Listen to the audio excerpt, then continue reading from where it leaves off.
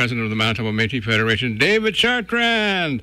How are you doing there, Ray? Well, pretty good. How about you? I'm very pleased Cowboy was able to track me down. I'm in Thompson, Manitoba right now at a regional meeting, and the house is a little packed here, a lot of people, and everybody's wearing masks and double vaccinated, or you're not coming in, including the president. So there's strict rules out here in the north and Florida regional meetings.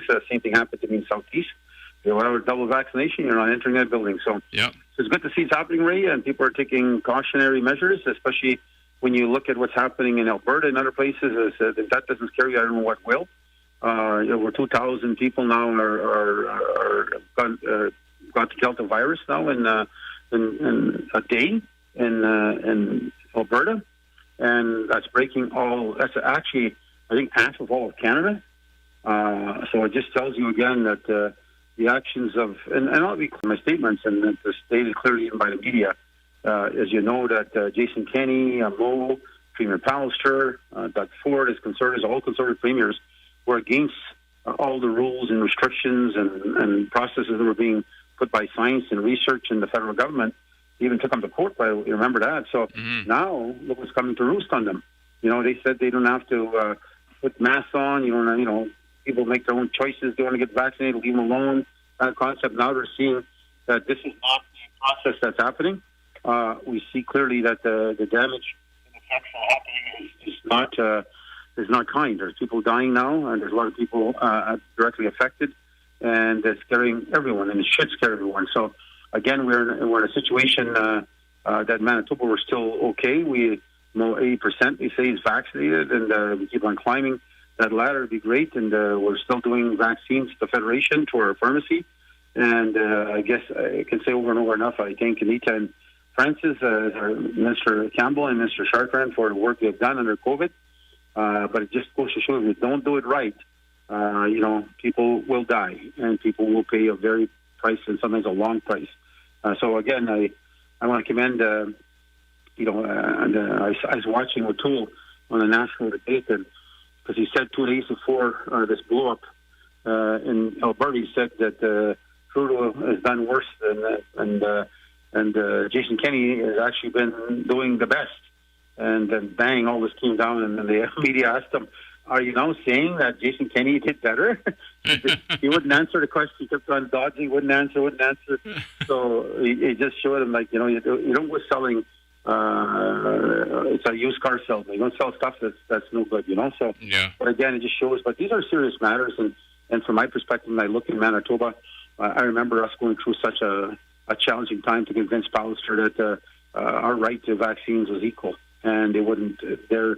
In fact, they wouldn't even dare look at us. They just stayed away from us and not cared, and that was a time of a lot of stress for our Métis cabinet. And I know Anita and Francis were burning the midnight oil trying to figure out how do we do this. Our staff were working directly with Canada, and it paid. At the end of the day, we finally got it through our pharmacy. I don't think it was given to us by Pallister. It was through the pharmacy, because pharmacies were given vaccines, and then when we did get the support of the federal government of Canada, they were pushing the envelope very hard to the province. If they didn't give us the vaccines, Canada was going to circumvent them and give them directly to us. So again, it's but we're doing well, and I still ask our people to protect themselves, protect their families, be safe, wear a mask. I hate it like you do. I hate, as you know me, I'm a hugger and everything like that. I just can't. Right. It's hard when you don't do that no more. Like the people here, handshaking. A lot of people still are resistant to that a little bit, and but you can see they want to move, they want to shake your hand, and especially when you talk to elders, and so you just make sure that you got hand sanitizer around to help them out, and and take care of them. So, but again, these are dangerous times for all of us, and again, I want to thank the Liberal government for making sure that we got money to get all the programs in place for vaccines and help our businesses, to help our elders.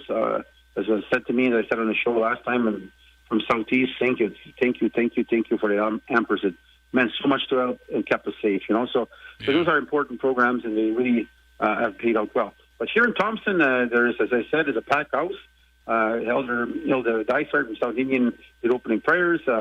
Thompson Mayor Colleen Smoke was here speaking also, and MLA for Thompson is Danielle Adams. She's an NDP here she's an MLA for Thompson. She was here speaking, and so it's going very well. There was a lot of questions and a lot of curiosity of some of the new programs that are coming out, more information they wanted, and but they were very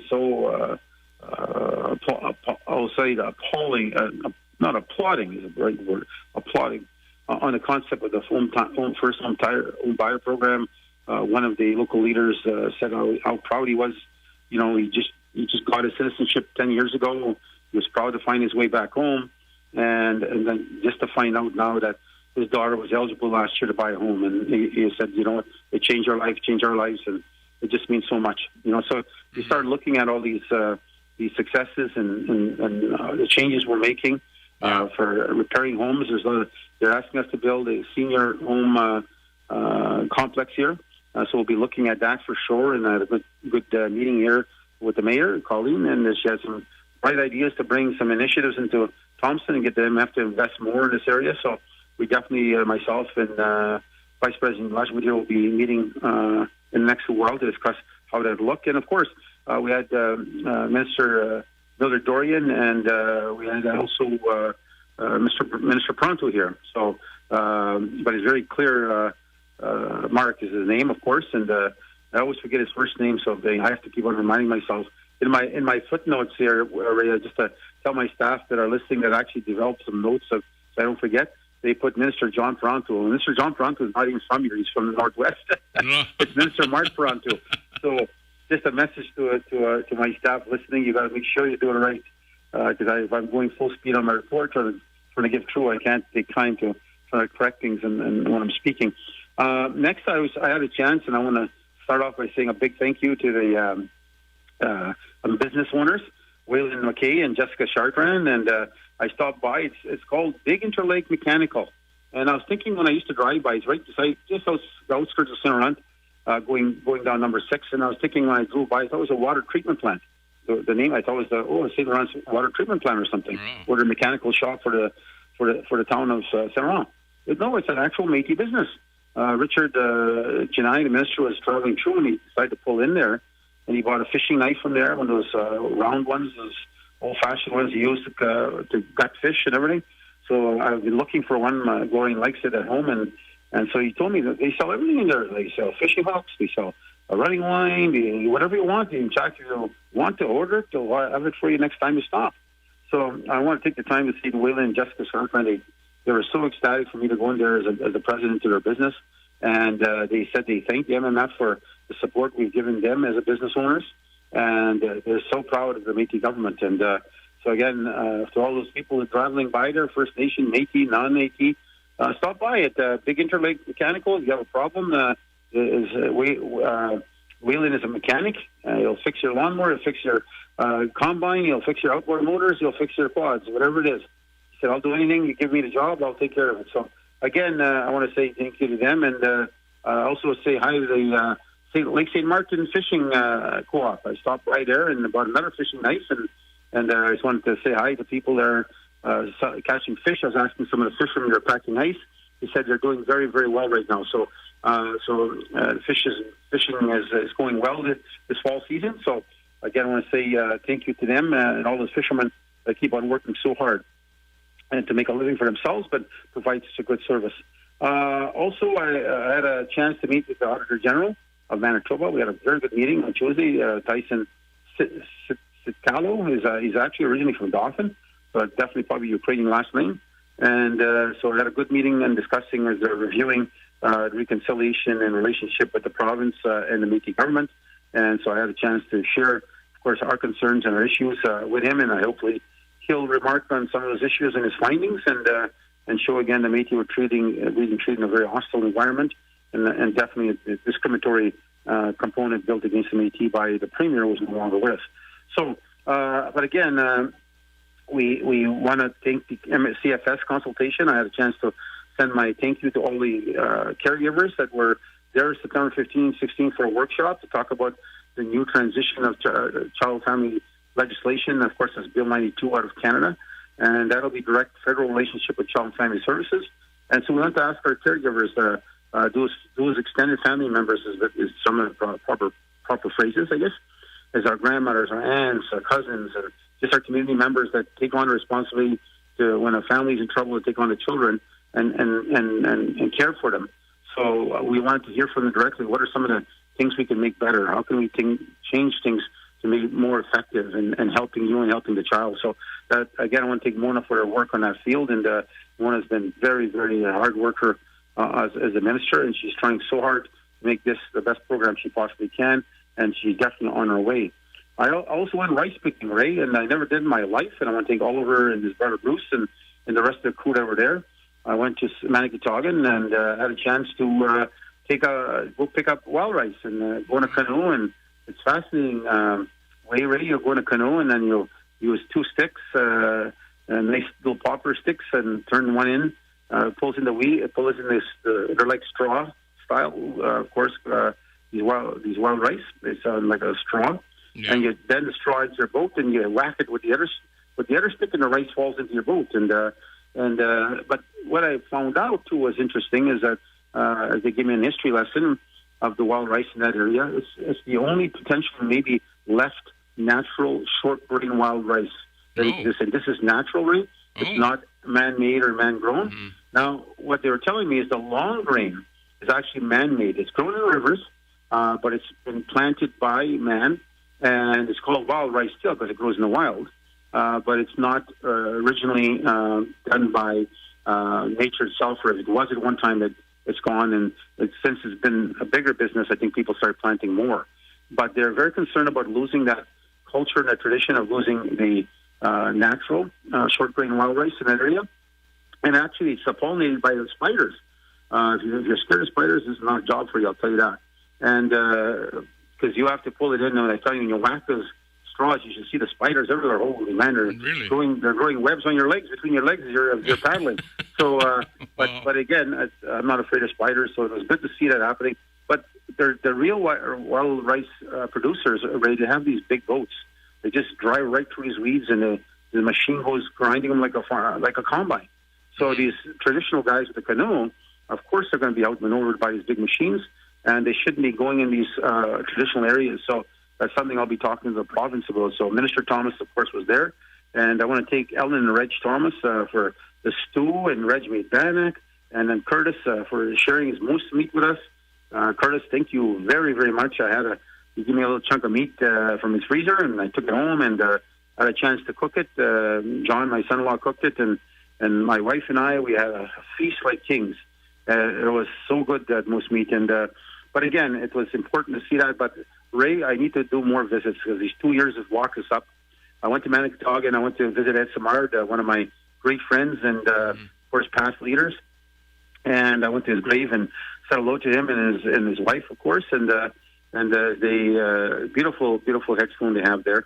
And I just wanted to say hello to him. But I also had a chance to venture through the graveyard and hear the stories. There's a lot of Métis veterans that are buried there, but they don't even have military headstones. So we're on that right now. Already, Dorian and we'll be talking with Francis, worked on his file for a while. But Dorian and her team are dealing with the veterans file. They'll be on this immediately, and they'll be pushing hard to make sure that we get proper headstones for our military, no matter where they are in this province. If you know a veteran out there that's been buried in a graveyard in your community and you don't see a military headstone, please get a hold of Federation MMF right away, and we'll be on top of it. So, in fact, the new one is that when you look at it, Francis has been able to convince Veterans Canada that we can put the infinity, our Métis flag on it. So that's really nice to see, and we are going to be actually helping with a new veteran site. A good chance to meet with Gloria, and she's going to be meeting with our team, and we're going to set aside some funds for this so we can start building a new headstone, because the other one that's there is on private land, and it's an issue that will be in the future if somebody keeps on buying the land. So we're looking at a new location. But one of the things that was really beautiful to see for me with my own eyes is that you look at their local office needs work. So I sent the team the next day in there immediately to look at that building, and the roof is in bad shape already, and this, of course, has been neglected by our own government, so I was not too pleased about that. So I've indicated to our regions and our vice presidents and others, make sure you check on your locals, make sure to see what's happening there and check what's going on. I've seen some houses also, private-owned citizens by our Métis people in Maniquitogan that need help, and they're probably not aware that we had a program, so I'm getting our staff to follow up on that too. So again, these were important aspects that I had a chance to go check. We had this magnificent beach where you'd fall in love with it. It goes on for miles. and it used to be a beach where the Métis would go and First Nations and go and swim, take their families, and lo and behold, somehow along history, they were able to take the land away from traditional owners that either didn't pay their taxes or lost in tax sales or just bought the land away from them, and now they're blocking people from going into that sand beaches. And you see the one that they had access to was in miles. Now they give them a little tiny corner, far away, miles away, a little tiny 300 feet little chunk of sand or something like. And yet this other one was miles and miles and miles away. So, it's just sad to see that. I've indicated to Oliver and to Ellen and others, I'm going to follow up on this with the province, because those homeowners do not have, or nor do they own, that sand or that lake. So accessibility should never be denied from our families, but I'll definitely be following up on that. But I've seen the zebra mussels there. I'm telling you, now you can tell why fishermen are so afraid. They were all over the beaches and just stacks of them. And it was good for my own eyes to see. We have our camera crew there. So they shot some of this, and I'll be sharing that in our video on our website. But I guarantee you, you can see that why most of the fishermen are getting fearful of this. Now they know it's in Lake Manitoba, not just Lake Winnipeg. So we need to do something about it and do our part to make sure government is adhering to the rules and protection. So, but I want to make sure that the message to all Manitoba, it was a pleasure visiting you in the community. I wish I could have stopped at Seymourville. I hope I can go back. And I want to say again to all of them, like, go out and vote.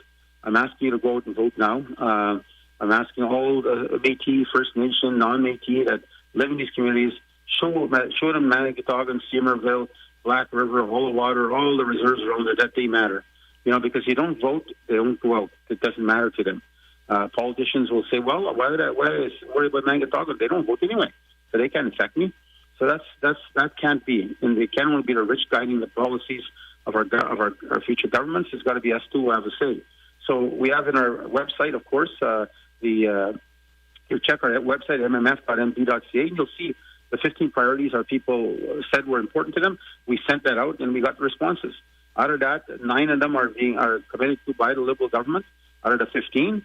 And the NDP got 3, and the Green Party got 4. And guess what, Ray? The Conservatives, not one.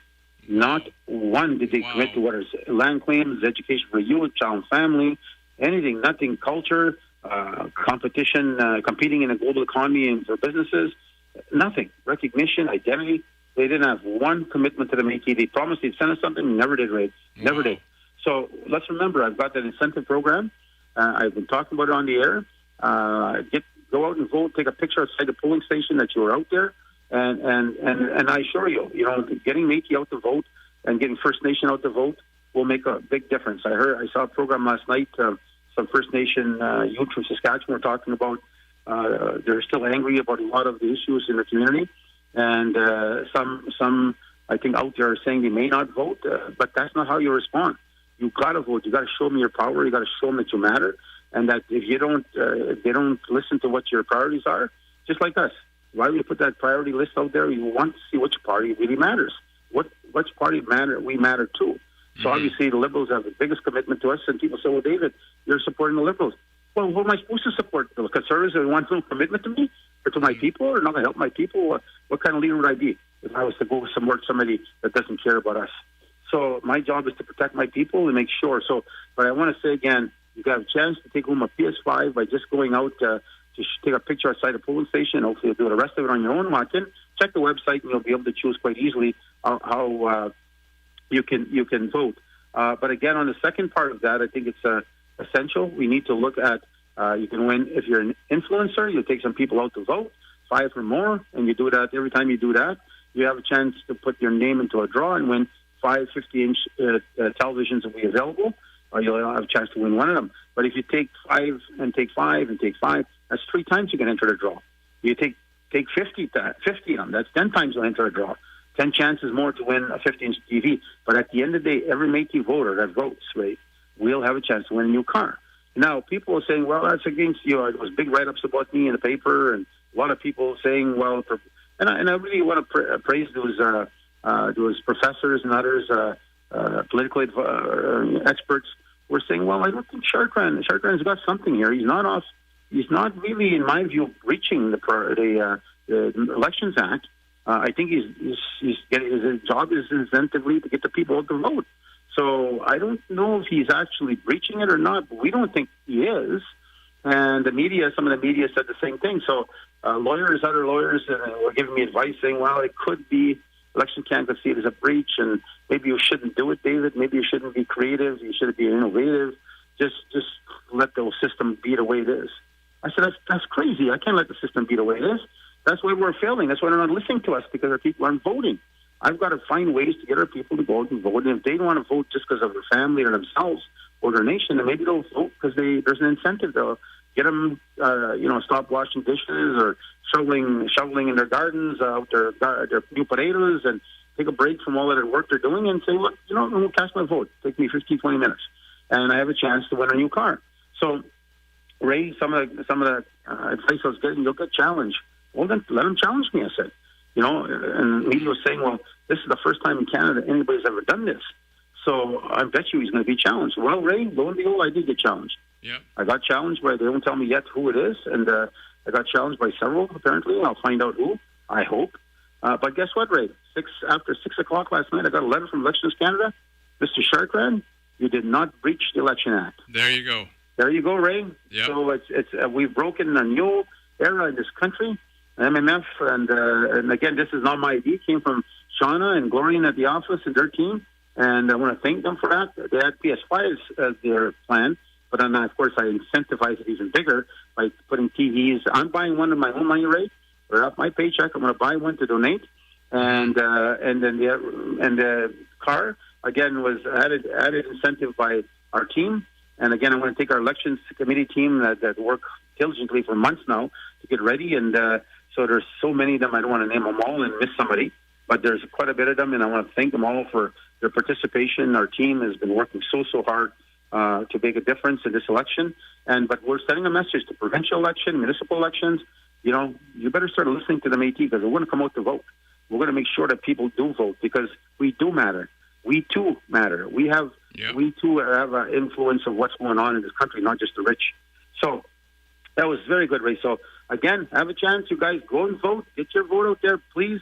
Manitowoc and Seymourville, get out there and vote. Anybody out there? I apologize to Seymourville. I wasn't there, and I will try to make my way there eventually.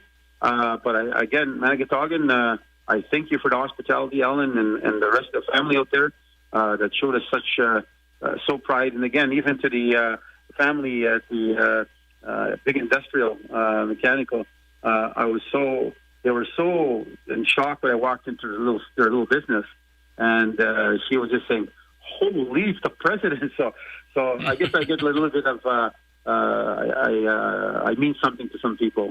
Yeah, you that sure do. I impact their life somehow.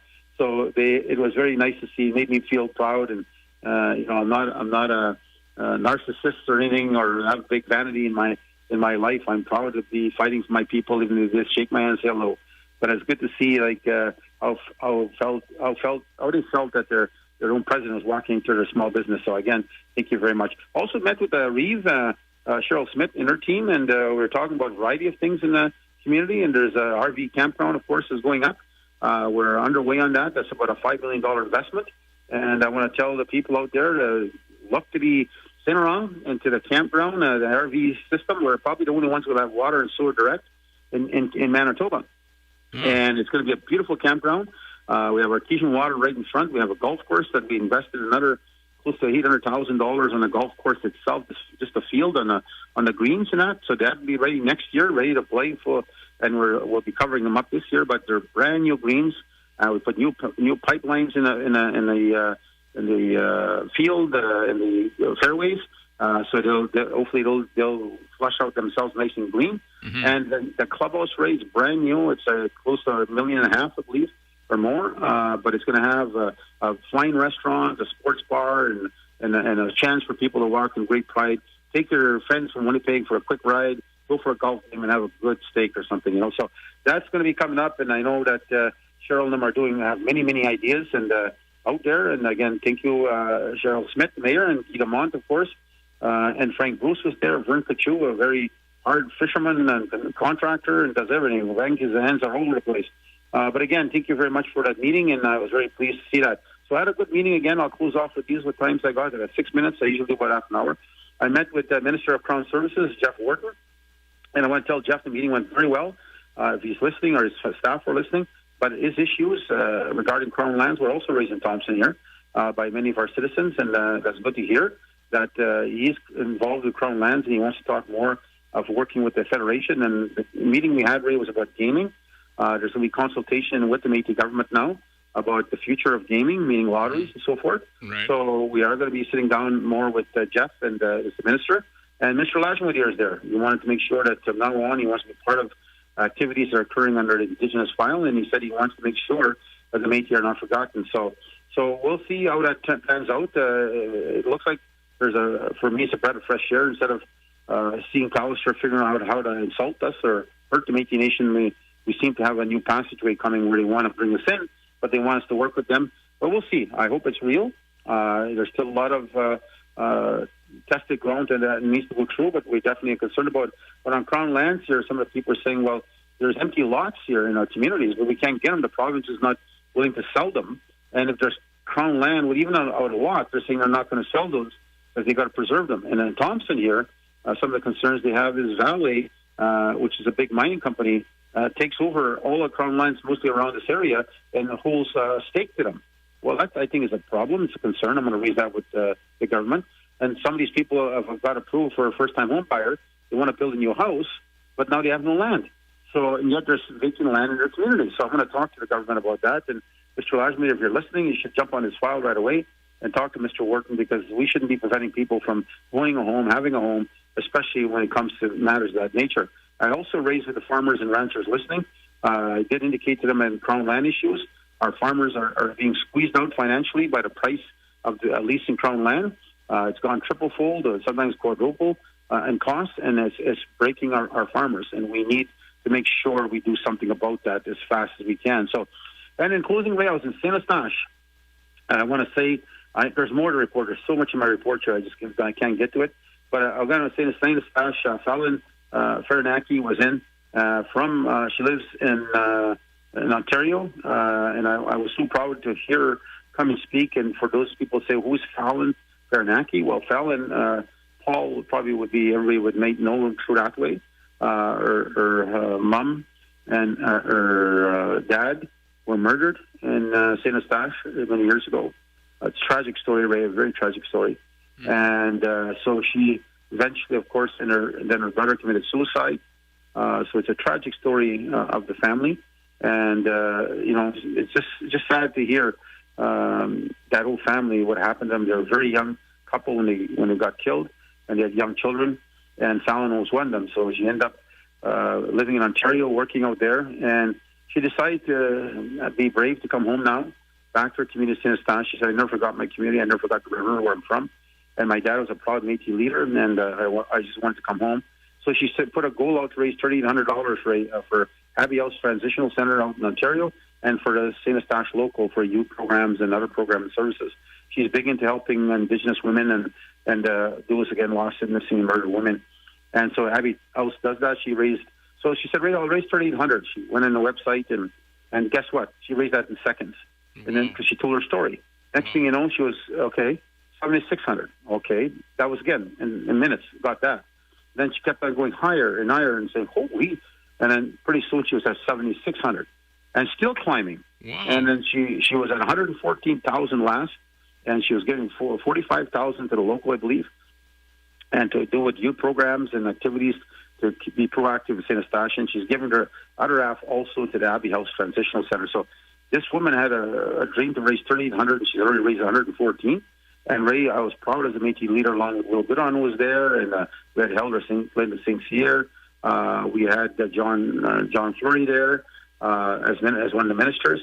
And it was great to see them. Amanda, myself, and April were there representing our government. And Will and I spoke. Leah could not make it. She had a matter of important issues she had to deal with.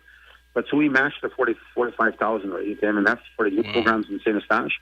So the community was just ecstatic.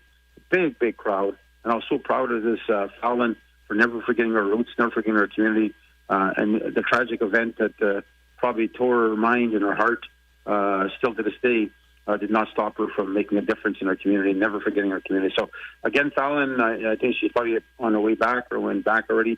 I want to say thank you very much. So, again, in closing, Ray, to all our listeners out there, thank you very much for all you do. Please, as a president, I reach out to you, to our friends of the Métis people. You don't have to be Métis. If you're friends, go out and vote, cast your vote. Make sure our little villages are importantly recognized, that they know, because they'll check the polls. Ray, I watched a program last night. Mm-hmm. They check. They have all kind of rhythms they check on, whether even in the United States they even know what beer you drink in that area. Sort of, that's why Obama would drink a certain beer when he goes certain places. Yeah. So here's the same thing in Manitoba. They know a lot of our issues. They know our communities. They check who voted, check how many people voted in that community, and if you don't vote, then your community doesn't matter. So in the future, you can only look in the mirror and say, well, I should have voted. I should have done this. Yep. So happy birthday to Leanne. We already said it. Dinoye. Happy birthday to John Furry, Minister of Métis Employment. Happy birthday to Elder Philip Boudon in St. Eustache. Happy birthday, Phil, my friend. And happy birthday to Howard Monkman, who was turned 72 on September 16th. September 16th, yes. His wife Esther wanted everyone to know that Howard loves the fiddling songs. So again, take care. Keep up the good work, you guys. And thank you, Cowboy, for finding me. And Gloria, I'm still here this afternoon. There's a rally tomorrow. I think the political parties are going across Canada. And everybody's going out there, whether they're going to be conservatives or liberals. NDPers are going to go out and rally their leaders and get them out to get people out to vote. So again, Northern signs are out everywhere in the north. Thank you very much again, Derek. Ray, I was so proud. I know I'm taking a little bit more extra time, but this is an important time of our careers as a nation, and elections are important. I was so proud when I was driving all the way from the south and to see my big mugshot there pointing out, go out and vote, So, And I want to thank Derek and Danielson, Robert Dysart, and Matt Brightnose, and all of them that went out and put up 23 big signs and 30 small signs in the north. Because my wife and my statements laid true. My word means everything. I said I'll never forget the north, never will. And so I want to thank Derek and the rest of the team and the rest of the south. They had all the different signs being up. John Sanderson was out there. Kevin was out there. Melvin Payman, I think. Just everywhere. People were just jumping up to be a part of it. McCunchy was out there. That's his name, John. His nickname is McCunchy. But all of them are out there just trying to make a difference, and they wanted people to go out and vote. So again, Ray, you go out and vote. Cowboy, go out and vote. And I voted. I said, if you want to know who to vote for, look at the website and you'll know who to vote for. Yeah, I voted already. Yeah, You're me a good too. damn man, Ray. You too, Cowboy. Okay, to all the listeners, your president only asks a few things from you once in a blue moon. So I'm asking you, go out and vote. Manigatog and Seymourville, go out and vote. I'm urging you to go out and vote. So take care, everybody. And all the north up here, they're going to vote. They said to me today, they're going out. They're going to drag their families out to vote. So take care, everybody, and I'll see you, and we'll see the results on Monday night. And people can say whatever they want to say. My job is to protect my people. And right now, without question, the Liberals have the best platform for the Métis people and Indigenous people in general, First Nation included. Okay, we'll talk to you guys. I'm going to tell you something, too. We're so proud of you as our president and with all the work you do. Thank you very much, Ray. After I listened to your report and the whole thing of what you've done and what you're doing, thank you. I think of my uncle right away, and I go, holy. I like that. Hey, by the way, they're looking for people who work in Churchill for Elections Canada. Anybody who wants to get a job, check with Elections Canada in Churchill. They're looking for workers right now. Okay, we'll talk to you guys later. Okay, bye-bye. Thanks, bye now. David Chartrand, the president of the Manitoba Métis Federation, and his weekly report, Métis Matters, and boy, does it ever this weekend. Yeah, it sure does.